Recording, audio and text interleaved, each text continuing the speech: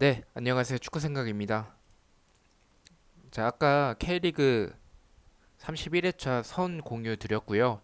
지금은 해외 축구 31회차 승무패 토토 31회차 해외 축구 초안픽 선 공유하도록 하겠습니다.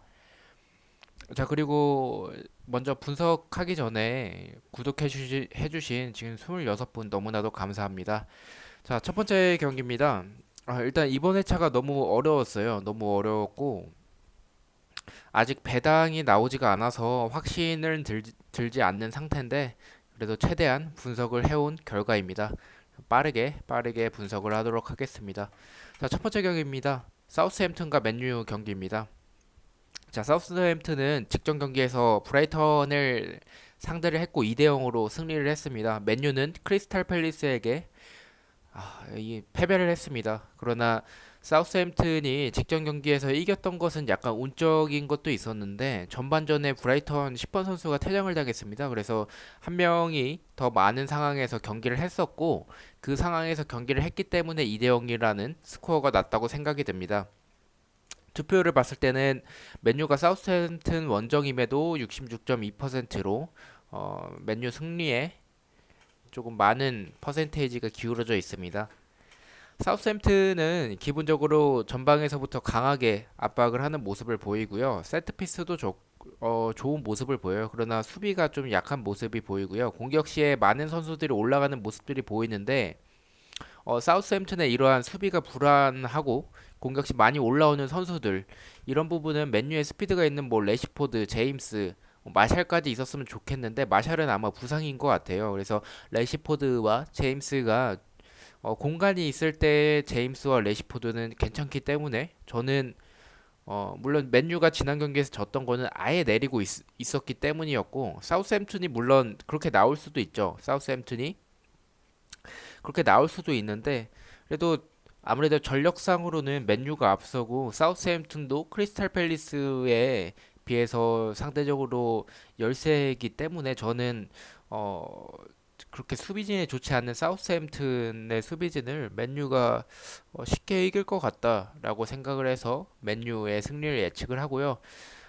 지난 맨유 경기에서 아쉬웠던 점은 좀 넣을 수 있을 때 좀 골을 좀 넣었으면 좋겠어요. 좀 쉽게 경기를 나갈 수 있는 방향인데 이번 경기도 조금 그래서 불안하기도 합니다. 맨유가 또 쉬운 골을 넣지 못하고 또 한 골 먹히거나 아니면 계속 그런 상황에서 좀 끌려갈 것 같은 느낌이 들어서 좀 불안하긴 한데 그래도 맨유가 사우스햄튼 상대로는 뭐 괜찮을 것 같습니다. 자, 두 번째 경기입니다. 첼시와 셰필드 경기고요. 첼시는 직전 경기에서 노리치 원정에서 승리를 했습니다. 셰필드는 홈에서 레스터에게 2대1로 패배를 했죠. 투표율은 첼시 승리의 78.9%예요. 좀 많이 좀 몰렸어요. 셰필드가 그렇게 나쁜 팀은 아닌데 어, 좀 많이 몰렸네요. 첼시 아브라함 선수가 지난 경기에서 좋은 활약을 보였고요. 아브라함이 키도 크고 좀 마르긴 했지만 유연하고 몸싸움도 나쁘지 않다는 점에서 아데바요르와 비슷하다고 평가하시는 분들이 많더라고요. 그래서 저도 보니까 조금 굉장히 좀 유연한 모습을 보이고 있어서 이 선수도 앞으로 조금 기대가 되는 선수라고 보이긴 합니다. 자, 지난 경기에서 2부 리그였던 노리치를 상대로 좋은 모습을 보였던 아브라함이 이번 경기도 2부 리그에서 이제 승격한 셰필드이기 때문에 좋은 활약을 일단 보일 것 같고요. 셰필드는 직전 경기 레스터전에서도 그랬고 이번 경기는 원정이다 보니까 더욱더 수비적으로 경기에 임할 것 같아요. 셰필드의 특징은 지속적으로 얘기했던 룬드스트럼과 로빈슨의 활약이 좋은데 셰필드의 주된 공격이 측면 크로스예요. 근데 첼시의 주마와 텐센이 제공권에서 그렇게 약하다고 보진 않아서 아무래도 첼시가 좀 전술적으로도 유리해 보이고요. 그러나 첼시가 지진 않을 것 같은데 무승부가 될 수도 있어요. 이게 왜 그러냐면 셰필드가 쉽게 골을 넣지 못할 것 같은데 첼시 압박도 쉽게 이겨내지 못할 것 같고 그러나 첼시가 지키는 수비를 상대로 넣을 수 있을지가 걱정이 되긴 하는데 그래도 뭐 전방 압박이 계속 지속적으로 추구해 오다 보니까 셰필드는 또 2부에서 승격한 팀이고 팀적으로 봤을 때는 셰필드는 끈끈해요. 끈끈한 팀이고 굉장히 투쟁적이고 좀 열심히 하려는 선수들이 많이 모인 팀인 것 같은데 개개인의 능력은 그렇게 좋진 않아서 빌드업 과정에서 분명히 첼시의 압박에 좀 고전하는 모습을 보일 것 같아서 저는 첼시의 승리 예측하도록 하겠습니다. 세 번째 경기입니다. 크리스탈 팰리스와 아스톤 빌라인데요. 크리스탈 팰리스는 직전 경기에서 맨유에게 승리를 했고 아스톤 빌라는 에버튼에게 승리를 하면서 두 팀 다 승리를 했어요. 그래서 두 팀 다 지난 경기를 통해서 좋은 분위기를 이어가려고 이번 경기에서 승리하면 더 좋은 흐름을 이어가기 때문에 그런 부분에서 더 이기려고 할 것 같습니다. 투표율은 크리스탈 승리의 51.9%입니다. 크리스탈은 맨유와의 경기에서 수비적으로 임했고요. 역습으로 골을 넣었어요. 그래서 그 골을 넣고 나서 그 1대 0을 지키면서 어, 다시 어, 골을 넣었다가 다시 먹혔어요. 먹히고 나서 또 추가골이죠. 추가골을 넣고 나서 결국에는 크리스탈 팰리스가 승리를 하는 모습을 보였어요. 그래서 근데 홈에서 상대적으로 크리스탈보다 약한 아스톤 빌라를 상대로 수비적으로 임할 것 같진 않고요. 아스톤 빌라는 좀 안 좋은 점은 수비 라인을 못 맞춰요. 선수들이 수비진이 그리고 수비진들끼리 소통이 안 되는 모습이 보여요. 그리고 패스 미스로 인한 턴오버도 굉장히 많고 전체적으로 제가 아스톤 빌라 보면서 계속 얘기하는 건데 수비가 너무 불안해요. 근데 아스톤 빌라가 에버턴을 이기고 그래도 그렇게 나쁘지 않은 모습을 승격팀인데도 불구하고 나쁘지 않은 모습을 보여줄 수 있는 건 다른 건 아니고 존 맥긴과 잭글리시가 좋은 모습을 보이고 있고요. 일단 미드필더진이 나쁘지 않고 슈팅 능력도 괜찮고요. 그리고 글릴리시 같은 경우에는 드리블도 굉장히 좋고 약간 메디슨 이랑 조금 비슷하다. 물론 메디슨이 더 좋은 선수일 수도 있겠지만 그러나 그릴시는 드리블도 굉장히 좋고 나쁘지 않은 선수인 것 같아요. 근데 아무래도 70분 이후에는 조금 체력이 떨어지는 모습이 보이긴 합니다. 자, 그런 부분을 봤을 때 크리스탈이 유리하죠. 유리한데 저는 승무 투픽으로 가도록 하겠습니다. 일단 단통은 크리스탈 승리고요.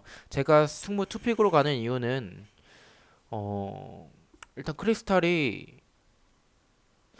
일단 지난 경기에서 잘했던 거는 수비적으로 임하면서 맨유 그냥 스스로 무너진 거였고 그 전 경기들을 보면은 뭐 굉장히 팀답지 못한 모습을 보여줬었어요. 그러나 뭐 벤테케 뭐 이런 선수들이 있는 것처럼 그래도 지진 않겠다. 그래 홈에서 지진 않겠지라는 생각이 들어서 그리고 전력적으로도 우세하고 아스톤 빌라의 수비진이 불안하기 때문에 그래서 승리를 갈까 하다가도 그릴리시와 존 맥긴 선수가 너무 모습이 폼이 지금 너무 좋아요. 뭐 너무 좋아서 승무 투픽으로 가도록 하겠습니다.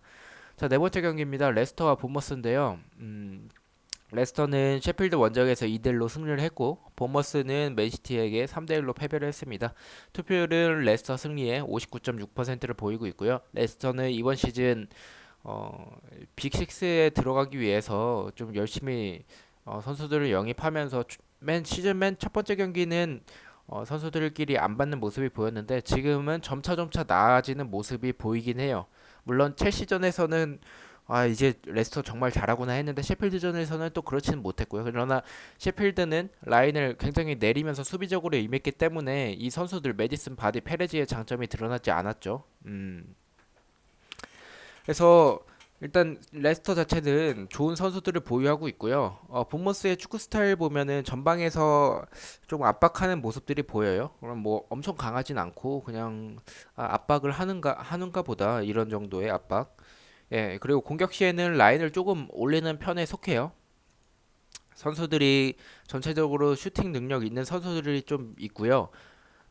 수비가 굉장히 불안해요. 1대1 수비를 하는데 뭐 쉽게 벗겨지는 모습, 쉽게 뚫리는 모습들이 보이고요. 객관적인 스쿼드도 레스터가 좋고요. 본머스는 홈 경기에서 셰필드와 비겼던 팀이에요. 음, 그래서 저는 본머스가 셰필드처럼 수비적으로 경기에 임할 수도 있지만 뭐 정상적으로 한다면 공격지 많은 선수들이 공격에 참여하기 때문에 라인을 올리 올렸을 때 그 레스터의 장점 역습이 좋고 수비가 약한 본머스에게 레스터가 승리할 것으로 예측하도록 하겠습니다. 자, 다섯 번째 경기입니다. 뉴캐슬과 와포드인데요. 뉴캐슬은 토트넘에게 승리를 했어요. 그리고 와포드는 웨스트햄에게 홈에서 3대1로 패배를 했습니다. 투표율은 뉴캐슬 승리의 48.4%고요. 뉴캐슬은 지난 토트넘과의 경기에서 수비적으로 임하는 모습을 보여줬어요. 그래서 토트넘 경기가 있기 전에는 강등 1순위 팀이었는데 주말에 스티브 브루스 감독이 집합시키면서 본인의 축구 철학이 뭔지 모르겠지만 뭐 본인만의 철학이 있겠죠. 그 철학 대신에 작년 시즌에 베니체즈가 했던 5팩 형태 좀 실리적인 축구로 바꿔서 나왔습니다. 그래서 3백일 당시에 선수들이 위치를 못 잡고 좀 얼타던 선수들이 지금은 이 토트넘전에서는 견고한 수비를 보여줘서 조금 놀랬고요. 졸링톤 선수는 그렇게 막 좋은 활약을 보이지 않다가 지난 경기에서 공격수가 보여줘야 할 마무리 능력을 보여줬어요. 굉장히 깔끔하게 골을 넣는 모습을 보여줬고요. 반면 와포드는 현재 리그 순위 꼴찌입니다. 왈포드는 이번 여름 이적 시장에 웰백을 영입을 했고요. 뭐 지니, 클레벌리, 카푸에 등이 있는데 지난 시즌에는 와포드가 좀 중앙 성향 미드필더 4명을 두면서 전형적인 4-4-2를 하면서 공수 가담을 미드필더 선수들이 할 수 있게끔 했었는데 이번 시즌에는 하고자 하는 축구가 무엇인지 아직은 파악이 되지 않았어요. 제가 파악을 못하는 걸 수도 있고 못하는 게 아마 크지 않을까 싶습니다. 분명히 하고자 하는 축구가 있을 테니까요. 일단 골 결정력이 너무 좋지 않아요. 골을 잘 못 넣어요. 그리고 수비는 너무 불안해요. 음, 만회 골을 넣기 위해서 라인을 조금 항상 보면은 와포드는 실점을 수비가 불안하기 때문에 실점을 많이 하는데 실점을 하고 나서 급하게 막 공격을 하면서 뭐 내가 가서 막 공격진 가서 도와줘야지 막 하다가 라인을 올려요. 라인을 올리는데 이건 감독의 지시일 수도 있겠죠. 수적 싸움에서 조금 수적 우위를 취하기 위해서 그러나 수비진들이 주력이 그렇게 빠르지가 않은데 그래서 라인을 올리기 때문에 뒷공간 역습을 당하는 모습들이 보이고요. 와포드는 다시 듀로프 선수, 이 7번 선수인데 이 선수 외에는 눈에 띄는 선수가 없어요. 이 경기는 뉴캐슬의 단통 승리로 예측을 했었으나 조금 위험하다고 단통감은 아닌 것 같아요. 왜냐면 단통으로 가기에 뉴캐슬을 믿지 못하겠어요. 뉴캐슬이 일단 단통은 뉴캐슬 승리고요. 지난 경기 뭐 토트넘을 잡으면서 위닝 멘탈리티를 가졌을 뉴캐슬인데 일단 와포드가 지난번에 홈에서도 패배하면서 이번 경기에 수비적으로 나올 것 같은데 물론 승점 1점이라도 따려고 할 것 같아요. 그러면서 역습을 통해서 승점 3점까지 노려볼 수 있겠죠. 그렇게 수비적으로 나올 것 같은데 수비적으로 나올 시 뉴캐슬이 그 수비적으로 나왔을 때 그 버스 2대를 세웠을 때 그 뉴캐슬이 뚫을 수 있을지가 의문이 들어서 조엘링턴 뭐 알미론 이런 선수들이 골을 넣을 수 있을까? 이거 믿을 거는 존조 쉘비의 이제 존조 쉘비의 중거리 뭐 이런 부분 그래서 그런 세컨드 볼을 노려야 되지 않을까 싶은데 어찌 됐든 간에 조금 단통감은 아닌 것 같아서 일단 승부 투픽으로 가도록 하겠습니다. 여섯 번째 경기입니다. 웨스트햄과 노리치 경기고요.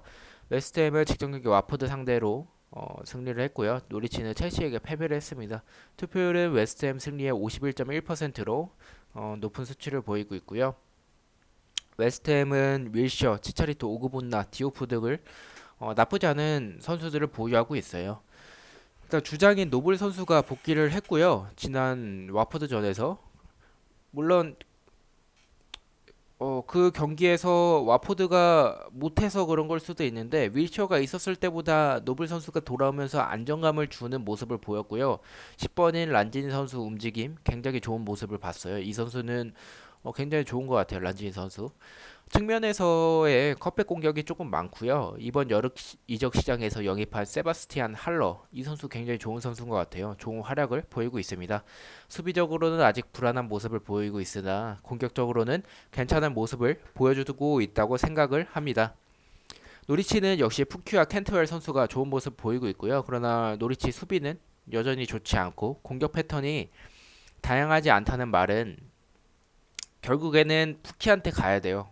푸키가 해결을 해야 되는 부분인데 시즌이 진행될수록 공격에서 좋은 모습을 보이지 못할 것 같아요. 그 상대 팀들이 분석을 할 테고 세계 최고 리그인 팀들이 분명히 그 좋은 분석관들을 데리고 있을 거고 그 분석관들이 분석을 할 거기 때문에 저는 제가 봤을 때는 어, 노리치는 그래도 한계가 있을 것 같아요. 그러나 아직은 시즌 초반이고 웨스트햄이 공격은 좋으나 노리치의 공격도 좋은 모습을 보이기 때문에 웨스트햄 수비가 좀 약한 부분이 있어서 저는 경기도 승무 투픽으로 가겠습니다. 단통은 무승부로 가고요. 무승부인 이유는 웨스트햄이 공격이 좋아도 수비가 불안하기 때문에 푸키의 한방, 뭐 캔트웰의 뭐 그런 뭐 킬러 패스나 아니면 본인의 마무리하는 능력 그런 게 있을 거라고 생각이 듭니다. 다 일곱 번째 경기입니다. 벌리 리버풀. 벌리 역습 세트피스 좋아요. 그러나 리버풀 강합니다. 투표율 리버풀 승리 80.5%입니다. 벌리 패배 예측하도록 하겠습니다. 다음 경기입니다. 에버튼 울버햄튼. 에버튼은 직전 경기에서 아스톤 빌라에게 충격 패배를 당했고요. 울버햄튼은 벌리와 비기면서 1대1로 비기는 모습을 보여줬습니다. 투표율은 에버턴 승리의 46.9%를 생각보다 낮지 않은 수치예요. 이 경기는 굉장히 쉬워요. 저는 이 경기는 그냥 꽁으로 먹고 들어가는 벌리 리버풀처럼 먹고 들어가는 경기라고 생각이 들어요. 에버튼이 아스톤 빌라에게 패배했다고는 하나 에버튼은 모이스킨, 뭐 월콧, 안드레 고메스, 슈나이더린, 시그루드손 멤버가 굉장히 좋죠. 아스톤 빌라한테 질 멤버가 아니에요. 네. 그리고 울버햄튼은 홈에서 유로파 원정 후 3일 뒤에 에버튼과의 원정 경기입니다. 지금 울버햄튼이 굉장히 스쿼드가 얇아서 굉장히 지쳐있는 모습을 보여주고 있는데 또 유로파 리그를 또 치러야 돼요. 또 분명히 주전 멤버로 나올 거고요. 그렇게 되면 스쿼드가 얇은 울버햄튼은 전력적으로도 열세인데 선수들도 지쳐있다. 그렇게 되면 에버튼한테 저는 질 거라고 생각해서 에버튼의 승리 예측합니다. 자, 아홉 번째 경기입니다. 제일 어려운 경기라고 볼 수가 있네요. 자, 아스날과 토트넘이고요. 아스날은 직전 경기에서 리버풀한테 패배했고 토트넘은 뉴캐슬에게 패배했습니다. 두 팀 다 패배를 한 팀이고요.